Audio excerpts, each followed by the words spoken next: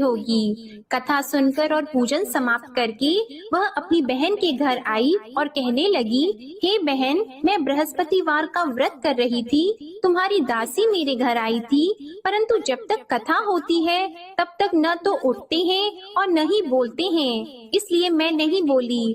कहो दासी क्यों गई थी? रानी बोली, बहन तुमसे क्या छिपाऊं, हमारे घर में खाने तक को अनाज नहीं था। ऐसा कहते कहते रानी की आंखें भर आई। उसने दासी समेत पिछले 7 दिनों से भूखे रहने तक की बात अपनी बहन को विस्तार पूर्वक सुना दी। रानी की बहन बोली, देखो बहन, भगवान बृहस्पति सबकी मनोकामना को पूर्ण करते हैं।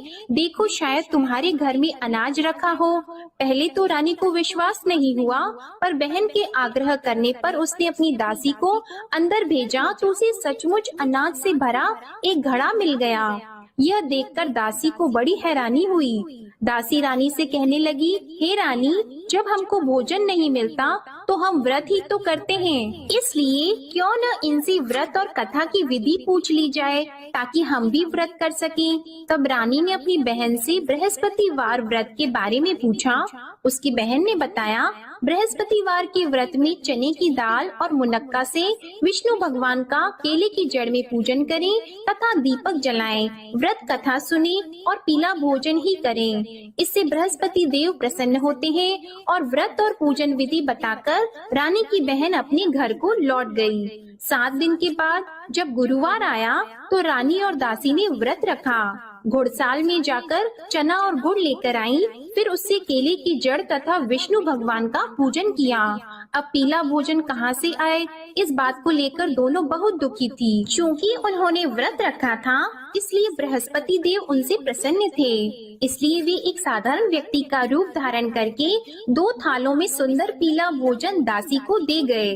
भोजन पाकर दासी बहुत प्रसन्न हुई और फिर रानी के साथ मिलकर भोजन ग्रहण किया।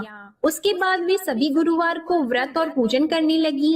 बृहस्पति भगवान की कृपा से उनके पास फिर से धन संपत्ति आ गई, परंतु रानी फिर से पहले की तरह आलस्य करने लगी।